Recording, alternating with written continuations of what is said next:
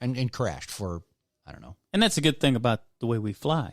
C-Class, you just turn off the engine, roll out the bed, you're asleep. You're done. I mean, it takes 2 minutes. Maybe. Yeah. Yeah. Plug it in. We're ready to go. So then we woke up, 4, 5, 6 hours later. We got out of the RV. We had a little breakfast, and then we went to Daytona Supercross, just like that. Very good. And then off to the race, just like that. It went pretty quick. Yeah. And what day did you get there? That was Saturday morning. Saturday morning. And how long were you there? A week. Oh, so you were there. You didn't leave till that next Friday? Yeah, Friday night. Very good. Very good. You had a full week. We had a full week.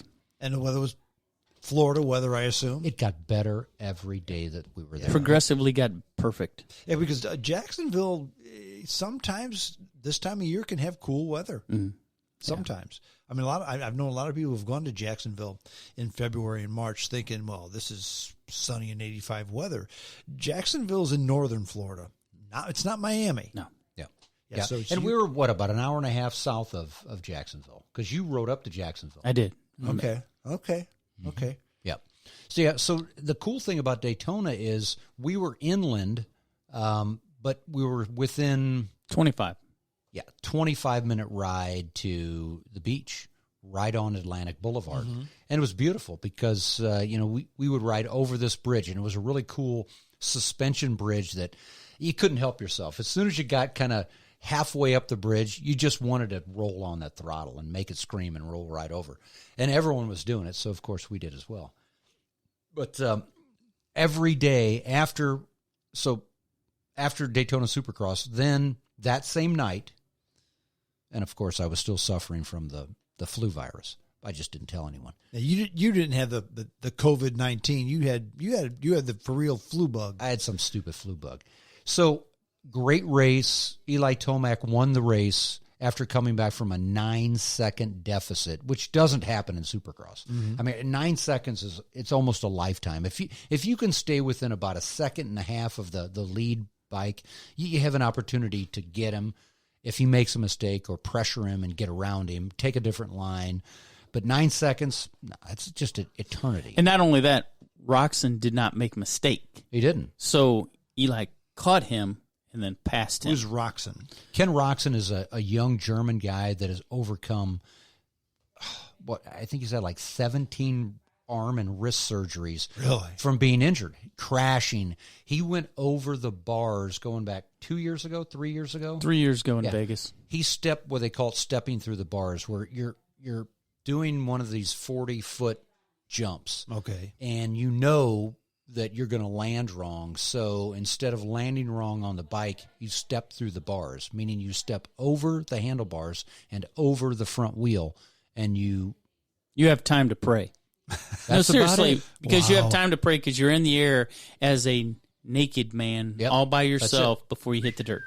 Wow. And everybody gets to see it. So it's like slow motion to all the audience. So when he hold your breath, because when you hit, it's going to hurt. Yeah. And he fractured his wrist so bad he had like 7 surgeries before they could correct it. So this was a long process. He's actually a German, but he married a American gal, and he calls himself, I'm a German American. He goes, this is all I've ever wanted to do my whole life, was to race and to live in America. He's a great sportsman. He's a hell of an athlete. And then he makes his comeback, got into a scuffle on the track with another racer, and somehow his wrist, his whole hand went into the back spinning wheel of a competitor and yanked it and broke it again. Ouch. Yeah. So this happened on his year comeback. So he's overcome all of this. This is really his first year on a new bike. He races for Honda HRC, and he's winning. He's tied going into the Daytona Supercross with Eli Tomac. When you carry the highest points, you wear what they call the red plate on your bike. Okay. Well, these guys were tied, so the points were identical. They were even going into Daytona Supercross. And then Ken Roczen gets a great hole shot. It's a crazy track that a previous champion by the name of Ricky Carmichael actually designs the track every year. But it's really set up for an outdoor guy with outdoor skills. And that happens to be more so of Eli Tomac. So after they push through the heats in the main, they're in the main event with. Hold on a sec. As we're pushing through the heats and the mains, they had to cut down the track because it was too difficult. They were hurting riders. Ricky Carmichael had to take back a little bit, and they actually had to cut the top down of the dirt whoop off. sections. Yeah, the whoop-de-doos, as they're called, or the whoops, are usually, 10 to 15 in a row. That's the series of hills that go up and down. Boom, boom, boom, boom, boom, yeah. the bumps. Mm-hmm. Yeah, well, they were actually so high that when we were watching the 250 class, these guys were crashing like not just one or two, 6, 7, 8 guys. Wow. Just because what they do is there's 2 ways to go through the whoops. You can blitz the whoops, which means you have to keep the front wheel up, stay on the gas, 100% committed, and you're just skipping over the top of them. Boom, boom, boom. And these whoops can be 3 to 3.5 feet deep. Mm-hmm. So they're blitzing on the top. Bam, bam, bam, bam, bam, bam, all the way through. Well, they couldn't blitz them. So the other way is to were they too far apart? They were too high. What I saw is that the middle part started to peak. Yeah. So as they lost energy of the bike, then the bike would overturn.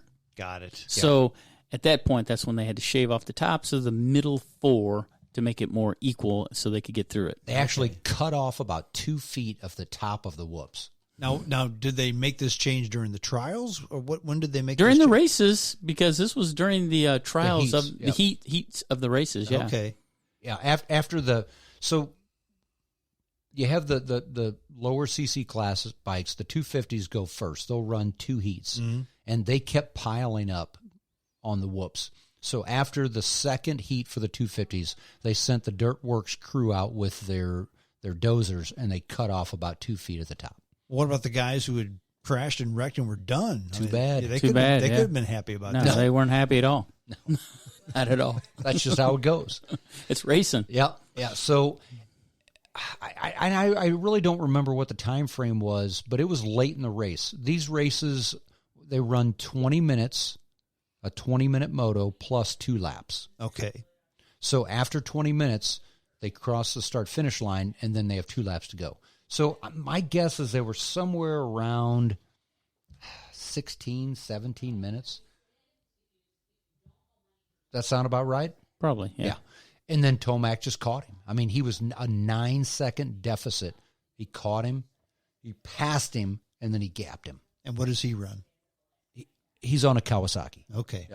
Yeah, he's actually on the most winningest Kawasaki. There's this guy, Pro Circuit Kawasaki is actually run by a guy that's in a wheelchair, but he has the highest champions. He's had Ricky Carmichael.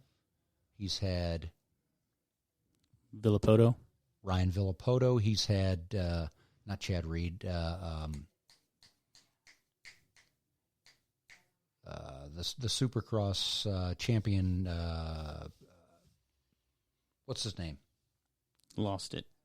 Brain fart. Okay, so lots of champions. He's had all these champions specifically on his bike because he builds the baddest bike. What does he build? The Pro Circuit Monster Energy Kawasaki. Okay. Yeah, that's what he builds. Now, is it, I mean, I don't know if this is motorcycle. Jeremy McGrath. There you go. You got it. I don't know if this is motocross heresy, but is this kind of like when you compare it to NASCAR? There's a car that always just everybody's racing the Chevrolet, and the Chevrolet is the car this year. That's the one that wins. That could be Joe Gibbs. Okay, Joe Gibbs Racing usually has the baddest NASCARs out there because he's the biggest. He's the baddest engine builder. But the next Joe Gibbs is also in JGR, but he just hasn't really won a championship in Supercross. Well, and like in NASCAR, Hendrick Motorsports used to be the top dog. He hasn't been much for a while, and now he's coming back. But again, so this guy has just been on top for a while. Yes. Okay. Yeah. He was a pro racer himself and was injured on a dirt bike. And that's how he got in the wheelchair. Yep. Yes. Wow. But his knowledge, it's all in the noggin, and that's the way he trains, and he's got a great program. Now, what I hear Honda, I hear Kawasaki. I don't hear Gas. I don't hear Beta. I don't hear KTM. That's your guys. KTM's there. KTM's there. Definitely. I didn't hear you mention it in the the two guys who were fighting for the lead is what I mean. And actually, KTM has been the champion for the last probably 5 years. So last year was Cooper Webb, and he was on a factory KTM. Okay. And then prior to that was Ryan Dungey, who won 2 Supercrosses.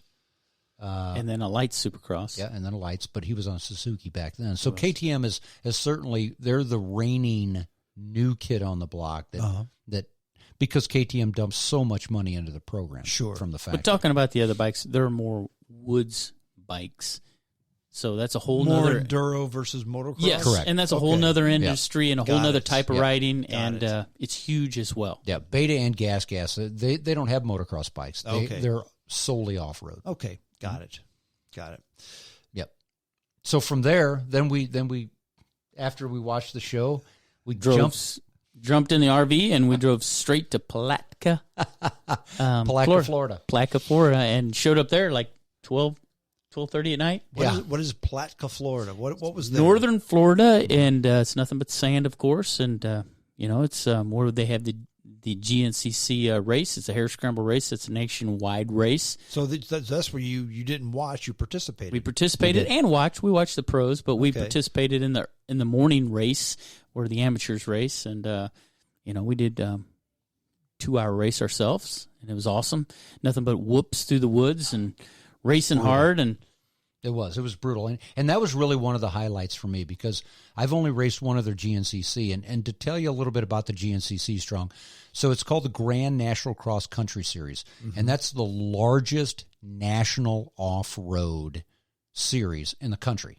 So the fastest, strongest off-road racers, if they win the GNCC, they're the man. That's really the Super Bowl. That's really the World Series. And that goes from every class, from beginner to the pro. It does. So if you're a 49-year-old guy that is in a Open B class and has a championship jacket, you're the man. You're the man. Absolutely. Because through the amateur class that we raced in the morning, which is a 10 a.m. class, to the pros, there's over 1,200 racers that actually race the same course. Really? Yeah. It's massive. It's so cool. And the access at the GNCC is unlike anything else. I mean, it would be equivalent to going to a NASCAR race, only Harpdog and I, after we raced, we were strolling around, walking the track, watching the pros come down, taking, cell phone photos and videos of them 2 to 4 feet away. Yeah. 2 to 4 feet away. I mean, you get out of the way, and then that's it. They're by. And then we actually walked down pit row where all the big rigs are, that the pros come in and pit, within about 8 seconds, get goggles, get gloves, get fuel, and boom, get something to drink, and they're back on the road. And after we watched them pit, then we strolled down and found the commentators in a tent that were calling the play-by-play. And we walked over to the guy that had the drone, and he's on the joystick watching his drone with the camera. With the camera. Wow. We also talked to the commentary of Supercross the night before, who not only just stopped and talked to us, he BS'd with us for at least 20 minutes. Wow. About anything we... Jason Wygan, who is a super cool guy. Yep. So it was awesome. So the access to the GNCC is just unlike anything else. It would be the equivalent of going to the World Series and walking in the commentating booth and bullshitting with Joe Buck. Shooting the breeze with Joe Buck for 20 minutes. Yeah. So I guess the sport is at a level where the participants and the fans are still relevant. Oh, yes. The players and the commentators and the announcers and the owners aren't on their high horses yet. No, and I'll tell you a theory that I have about it is that it's because of the amateurs and all the people that work it and show up, they support it. Yeah. And all of the sponsors and all of the local guys that sell tires to work on the suspension, they all support it. So they're the guys that the pros are going to. So they're all friends and they talk and, about the only thing they keep to themselves is maybe their only tight-knit group of training. Yeah, training and racecraft, which is cool. It's funny you brought that up. There was a guy that we talked to, Charlie Mullins, who's a 2-time GNCC champ when he was a younger guy, but he had a bunch of crashes just like Ken Roxon that we talked about, only he didn't come back from his wrist surgeries. His wrist was so beat up, he was using multiple cadaver bones that they put in, grafted in, and it just never took. Fused. I mean,